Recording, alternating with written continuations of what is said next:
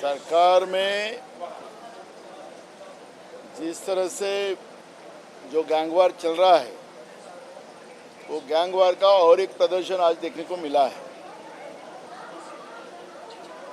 मराठी भाषा हो, हिंदी भाषा हो के इसमें बीच में जो झगड़ा लगाने का काम जो सरकार कर रही है, और इसमें लोकल बॉडीज़ के इलेक्शन को सामने मुद्दे नज़र रखकर जिस तरह से सरकार भाषिक लड़ाई जो महाराष्ट्र में शुरू की है, उसका हम विरोध करते हैं सरकार का। और सरकार का ही मंत्री जिस तरह से होम मिनिस्ट्री के ऊपर एलिगेशन लगाता है कि इनको किसने ऑर्डर दिया, तो इसका मतलब है कि ये सरकार में तालमेल नहीं है और इसलिए महाराष्ट्र की जनता का नुकसान हो रहा है।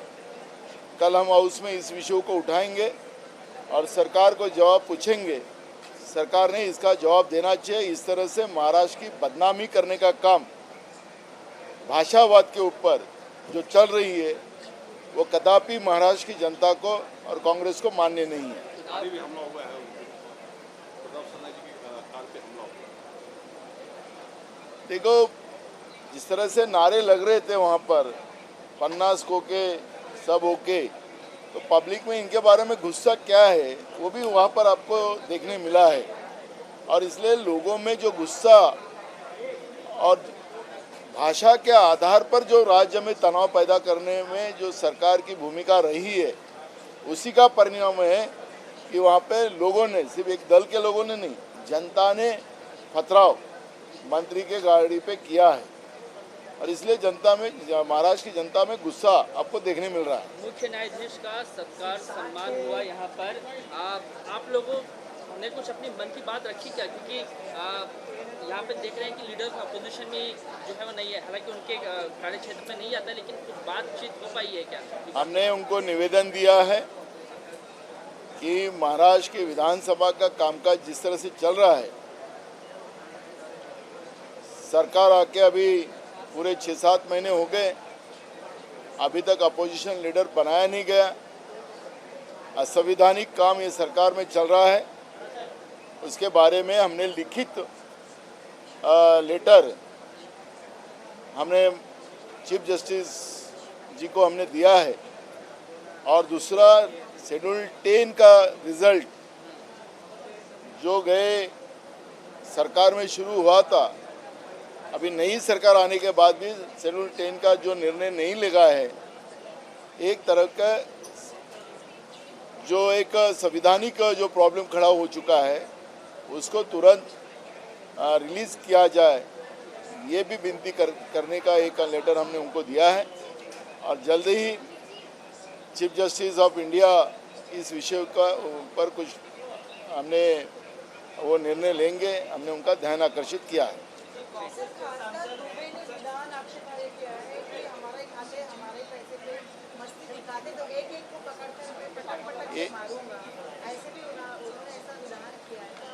ये बीजेपी को जो सत्ता की मस्ती आई है, वो यहाँ महाराष्ट्र के बीजेपी वाले हो या देश के कोने में रहने वाले बीजेपी वाले हो या देश के बीजेपी के सांसद हो, वो इस तरह से कोई भी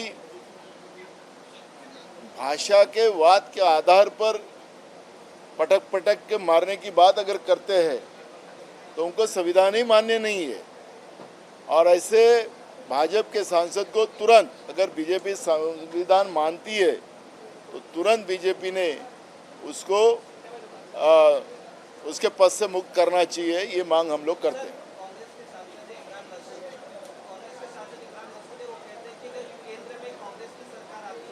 तो अगले 1 घंटे के अंदर जो है वक्फ संशोधन बिल को उखाड़ फेंकेंगे। देखो, संवैधानिक आधार पर वक्फ बोर्ड का जो निर्माण हुआ था, वो संवैधानिक आधार पे हुआ था।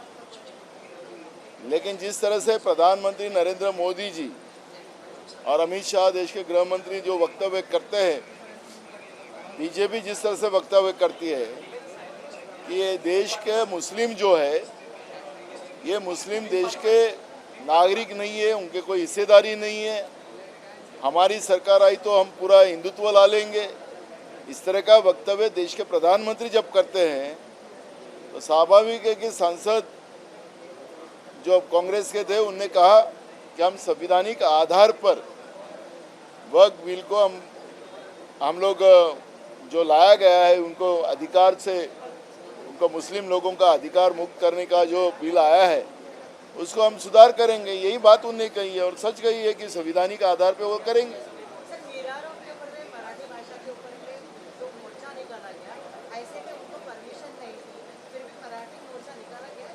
सीएम इस पर नाराज हुए, सीएम को इस पर नाराजगी व्यक्त करने का क्या मानते हैं? भीड़ में एक बीजेपी के शाहूकार ने जिस तरह से कपड़ा के व्यापारी को आत्महत्या करने को प्रेरित किया और उसने आत्महत्या किया, जो सवाल मैंने जब भी विधानसभा में उठाया, तो क्या शाहूकारी करने का काम बीजेपी ने दिया? कोई परवानगी दी है? जिस तरह से फोन पे धमकाने का काम बीजेपी के लोग करते हैं, तो इस तरह के जो मानसिकता बीजेपी की है, अगर बीजेपी ने जो झगड़ा अगर महाराष्ट्र में लगाया भाषिकवाद का, लोकल बॉडी चुनाव को मद्देनजर रखकर लोगों को विभाजन करने की कोशिश कर रही है, तो लोग अपनी मांग कर रहे हैं और उसके लिए प्रोटेस्ट करना वो उनका अधिकार है। तो अगर अधिकार है तो प्रोटेस्ट करने का, तो उसका विरोध करने का कारण क्या सरकार का? और इसलिए सरकार जो सत्ता की मस्ती सरकार को है उसके आधार पर अगर मुख्यमंत्री बात करते हैं तो उन्हें ये सब इशू को क्लियर करना चाहिए। और जिस तरह से महाराष्ट्र में जिसके बात का समर्थन कांग्रेस ने कभी नहीं किया कि भाषिकवाद पे लोगों को मारपीट करे और कानून अपने हाथ में ले, तो जिस तरह की घटना महाराष्ट्र में चल रही है, मुख्यमंत्री बोलते कि हम उनको छोड़ेंगे नहीं, तो तुम छोड़ेगा पकड़ने का काम ही नहीं कर रहे हो। राज्य में रोज इस तरह की घटनाएं हो रही है, तो कानून व्यवस्था महाराष्ट्र में कहाँ बची है? तो मुख्यमंत्री जी प्रोटेस्ट करने की परमिशन लेने की बात तो अलग है, पर महाराष्ट्र में कानून व्यवस्था जो बिगाड़ के रखी है आपने, उसको सुधारेंगे कि नहीं सुधारेंगे, इसका भी जवाब उनको देना पड़ेगा। जो अधिवेशन का सर दूसरा सप्ताह चल रहा है, मंत्री के का आया है या 500 करोड़ का मामला है, इस पे के नियमों का जो अनदेखी किया गया है सौदेबाजी में, उसके बारे में क्या कहेंगे? देखो, उसकी डिटेल मेरे पास नहीं है, मैं कल उसकी डिटेल लूँगा और फिर उसके बारे में वक्तव्य। सर पश्चिम बंगाल में कलकत्ता में ज्योति बसु के समय पे ऐसे विवाद चल रहे थे और वहाँ पे 60,000 जो उद्योग धंधे हैं वहाँ से बाहर हो गए कलकत्ता से, उसमें वो आर्थिक राजधानी बनाया था। क्या मुंबई में भी लगभग यही स्थिति हो रही भाषा विवाद के चक्कर? देखो, महाराष्ट्र में बड़े पैमाने में महाराष्ट्र के उद्योग बाहर जा रहे हैं, ये कोई छुपा तो है ही नहीं। एक समय ऐसा था कि सभी ऑफिसेज मुंबई में थे और उद्योग भी महाराष्ट्र में थे, लेकिन आज महाराष्ट्र के ऑफिसेज कम हो गए, सब जितने बड़े बड़े इंडस्ट्रीज प्लेयर थे वो यहाँ से चले गए, इंडस्ट्रीज महाराष्ट्र से जा रही है। और सरकार का जिस तरह से भूमिका है वो बड़े उद्योगों को और भाषिकवाद के आधार पर जिस तरह से तकलीफ देने का काम जो महाराष्ट्र में शुरू हुआ है, उससे महाराष्ट्र को नुकसान होने का काम शुरू हो चुका है और ये रोकना चाहिए, ये मांग हम लोग करते हैं। अधिवेशन का दूसरा सप्ताह चल रहा है, नाना बाबू, सप्ताह का सर अधिवेशन का दूसरा सप्ताह चल रहा है। बिल्कुल है, आखिरी गुजरात के आकाओं के भरोसे ये सरकार है और गुजरात के आकाओं को खुश करने के लिए यहाँ के उद्योग गुजरात में कई भेजे गए हैं। गुजरात के चुनाव के समय में भी वहाँ पे महाराष्ट्र के कई बड़े बड़े उद्योग वहाँ चले गए, ये तो रिकॉर्ड पे। तो महाराष्ट्र के उद्योग पूरे वहाँ ले जाकर महाराष्ट्र को बर्बाद करने का यहाँ के बीजेपी और महायुति के सरकार ने काम शुरू किया है और इसीलिए इस तरह के परिणाम हम सब लोगों को देखने मिल रहे हैं कि भाषिकवाद पर, जातिवाद पर महाराष्ट्र की राजनीति को एक ताकत देने का काम सरकार के माध्यम से जो शुरू हुआ है, उसी का परिणाम है कि महाराष्ट्र आज आर्थिक कमजोर होते जा रहा है, महाराष्ट्र के उद्योग खत्म होते जा रहे हैं, बेरोजगारी बढ़ते जा रही है, उसी के परिणाम। सर अधिवेशन का दूसरा सप्ताह चल रहा है, ऐसे में कोई भी मतलब जो जनता के लिए जो हल होना चाहिए, जो जिसके लिए ये अधिवेशन दिया जाता है, ऐसे में कुछ हल होते हुए नजर मराठी भाषा चल रहा है। देखो, हमने पहले हफ्ते में हमने किसानों का इशू उठाया उसको पूरी ताकत के साथ हमने किसानों की तकलीफ सरकार के सामने रखी। 3 महीने में 776 किसानों ने आत्महत्या की। उसके लिए हमारे नेता राहुल गांधी जी ने ट्वीट करके सरकार को सुनाया, लेकिन सरकार अभी तक जागी नहीं। कृषि मंत्री पूरे 1 हफ्ता विधानसभा में नहीं थे। कल भी मैंने सवाल खड़ा किया, आज कृषि मंत्री विधानसभा में दिखे। आज कोई उनका कामकाज नहीं था, लेकिन आज विधानसभा में दिखे। तो महाराष्ट्र की सरकार जो है ये सत्ता भोग रही है। हम लोग विपक्ष पूरे ताकत के साथ जनता के इशू रख रहे, लेकिन सरकार मजे में है। सरकार को जनता के प्रश्न से लेना देना नहीं है। मंत्री हाउस में रहते नहीं है।